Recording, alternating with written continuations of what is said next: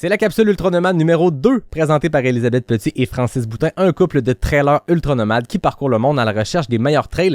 Elisabeth, Francis, on dit souvent que la course est le sport le plus minimaliste, mais quand on se met à faire du trail, ça prend du stock. C'est quoi vos conseils pour voyager léger? T'as tellement raison, Yannick. La course est minimaliste, mais dès que tu combines le trail avec un voyage, le stock s'accumule vite.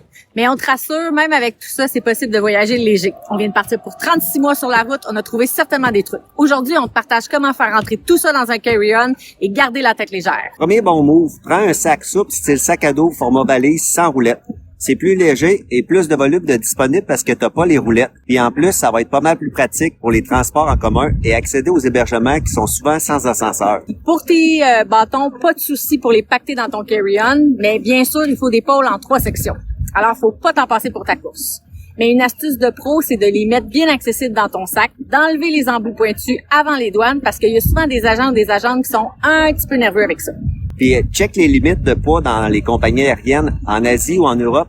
C'est pas mal plus strict que chez nous. Et toujours porter tes souliers les plus lourds dans tes pieds puis mettre l'autre paire dans ton sac personnel. Ça libère un bel espace dans le carry-on. Côté vêtements, on garde ça simple. Kit obligatoire au complet, autant pour la canicule que pour le froid, puis 4 kits au maximum pour les sorties découvertes. Une buanderie, c'est toujours plus facile à trouver que d'apporter toute ta garde-robe.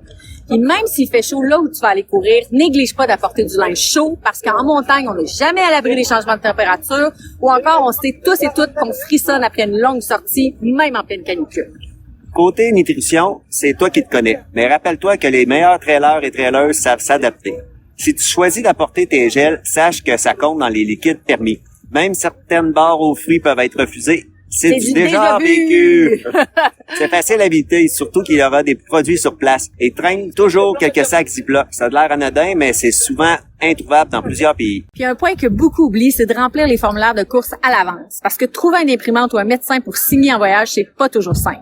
Puis si tu décides de mettre tes bagages en soute, prépare-toi. Parce que le vol arrive, mais pas ta valise, on l'a vécu plus qu'une fois.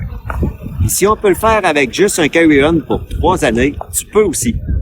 Mais surtout, rappelle-toi que voyager léger, c'est courir avec la tête légère. Moins de stress, moins d'imprévus, plus d'énergie pour profiter du moment. Au final, c'est ça l'essence du trail. Vive l'aventure, la tête légère et les pas légers. Bon trail, bon voyage, puis passe nous voir sur ultranomade.com.